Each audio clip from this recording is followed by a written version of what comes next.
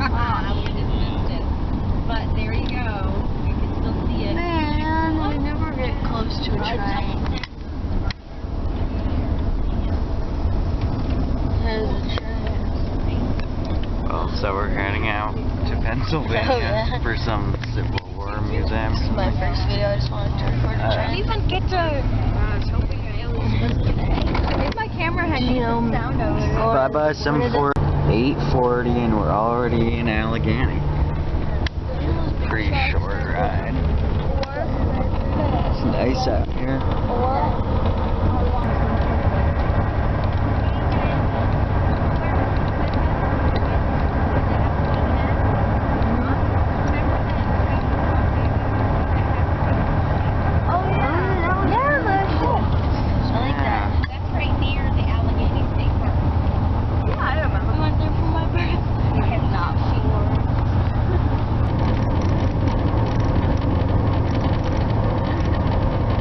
Beautiful blue sky for miles. Let's see.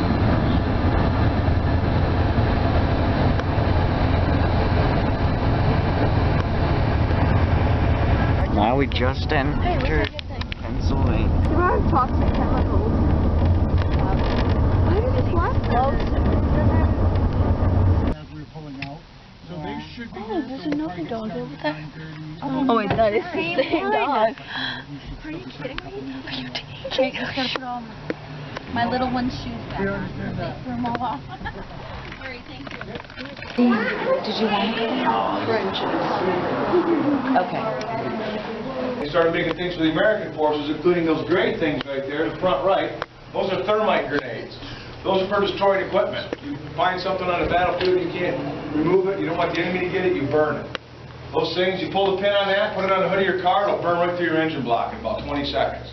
They burn at 5,000 degrees. The thing in the back right is an incendiary or firebomb, which we basically burned Japan to the ground with. Japan was all wood buildings, paper houses, so instead of dropping regular bombs on them, we dropped firebombs on them and burned their cities down. So the guy that started the munitions plant, his son still owns some of the property. It's about a mile north here on the back road to Portville. His son said, you know what, we've got to have something here in Eldred to honor these women. Not in Bradford or Olean or Buffalo or Pittsburgh or Erie, but in Eldred, where the plant was. So the real thing that really motivated him was talking to young people in airports. As he traveled around the country on business, he'd ask them questions. What are the three branches of government? Who's third in the line of succession to the presidency? You know, basic civics questions. Who did we get our freedom from? You know, basic history and civics questions. And he got so mad because our young people don't know. Our public schools are failing our kids, hence homeschool groups. So yes, that's why we're really glad you're here. We get high school kids come in here from local high schools. They're seniors. They're 18 years old. They walk in and they go, "Oh, World War II Museum." I'm like, what? World War II? No. World War II. They go, "Oh, World War II. Yeah." I had this girl, she came up to me one day, she goes, "Oh, I know all about this stuff. I saw this guy on TV named Hitler. We should stop him. He's really bad." Like, oh, God. We did. So it's very important you guys understand that's why we're here, is to teach young people about these people. These are role models, not the Kardashians or Snooki or J-Lo or Snoop Dogg or these other knuckleheads they're bombarding you guys with. These are heroes. They outproduced the enemy. We built more stuff than the enemy did, and it was all women that did it.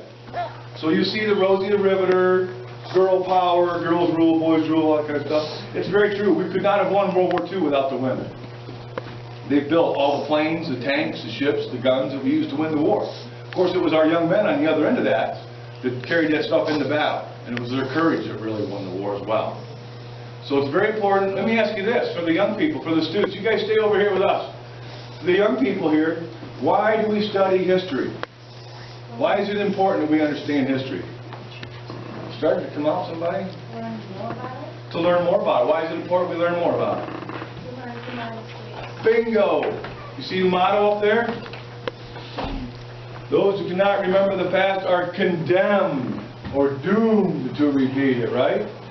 Let me ask you this. Why did we fight World War II? What was World War II about? Anybody? Basically, yeah, to keep the world free. But what was it about? And we get kids come in here and they go, well, the Japanese expansionism into Western China, and you know, the rise of the Hitler, the Weimar Republic, and the Versailles Treaty at the end of World War I, and blah, blah, blah. You know, you can talk about politics and economics and all that stuff all day. It's very complicated, very complex. But it's real simple why we fought World War II. It was good versus evil. That's what the war was about. You're walking down the street, you see some little kid getting bullied, beat up by some big bully he picked on. Do you stop and help that guy, or do you walk by and ignore him? I would hope you'd stop and help that kid. World War II could have been avoided. We could have avoided it. If we would have put Hitler down, and the Japanese, if we would have stopped them before they got out of control, we didn't. We ignored it. We saw the Japanese, and when you look at this map, you'll see they're taking over China. They're rampaging around Southeast Asia. They got their Type 99 Arasakas, right? They get to Nanking, the capital of China. They get drunk. They find a bunch of booze on the docks. The whole army's drunk for 3 days. You know what they did for fun? They take their Arasakas, they'd snatch up little kids, and they'd throw them up in the air, and they'd catch them on their bayonets. Is that evil? I would think, yeah. How many of you would fight to stop it? I would. Absolutely. You turn, and what did we do when we saw that happen in 1937? What did the United States do about it? Nothing. None of our beeswax. You knocked that off. No. We saw Hitler rising. You look at the map over there of Europe. We saw the rise of Hitler. We read his book. He wrote a book called Mein Kampf, My Fight. And in that book, it was his plan. He said, I'm going to take over the world and kill everybody I don't like. That was his basic plan. Winston Churchill, the leader of England at the time in the 30s and the mid-30s, one of the leaders in their parliament, stood up with Hitler's book in parliament and said, we got to stop this guy. He's dangerous. And everybody said, oh, Hitler Schmittler. He's a kook. We can handle him. And we ignored him. What did the United States do about Hitler? Nothing. He said, I want Austria. He said, okay, you can have it. What? I want the Rhineland. Moved into the Rhineland. And he wrote later, if we would have opposed him, when he moved his troops into the Rhineland, he would have pulled out. That would have been the end of his career. It would have been over. The war would have been avoided. But we did nothing. We appeased him, ignored it. He said, I want the Sudetenland. We said, is that all you want? He said, I promise. So we gave him the Sudetenland. And he says, you know what? I want the rest of Czechoslovakia. We said, are you sure that's all you want? He goes, I promise. We gave him Czechoslovakia. 45 million Czech people went, what? Just give our country to Hitler? To appease him. And what did he do? A couple months later, he started a war. He invaded Poland. So it's very important you young people understand that. You're going to be running the country someday. Us old-timers, we've been there, done that. It's your turn, right? And if you don't know your history, you're going to make the same mistakes over and over. And it's going to be painful. Us old guys, like I said, we'll be sitting on our rocking chairs, right? Oh, peed my pants again. Darn, oh well. Guess who's running the country? You guys. So it's very important you understand that. That's why we study history. And that's why we try to learn the lessons of World War II. We could have avoided World War II if we would have stood up to evil before it got out of control. And later on, some of the older kids, probably some of the younger ones not so much, but we have a Holocaust room here. If you want to see the face of evil up close, I'm going to show it to you. It's pretty horrible. But it happened. And it still exists today.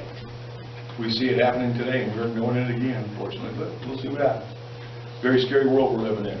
You guys are going to be running the country, so study, study, study. You've got to get educated. Future president, right there, I see it. We need you. We need you guys to study and be well informed and understand history so that you don't make the mistakes we made back then.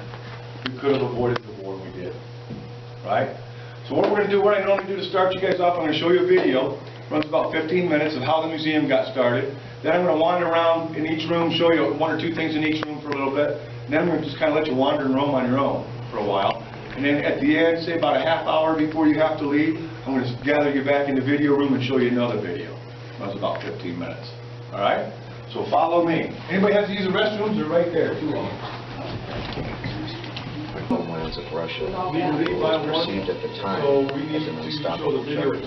The Soviets had devised an ingenious... This is our lower level, as you might have guessed if we went down the stairs. This room starts... On one side, an Allied convoy is en route to ports in Great Britain.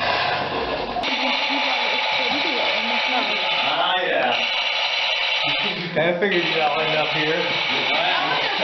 Did you get out doing it? Models donated by Ray Manning. Wow, he did this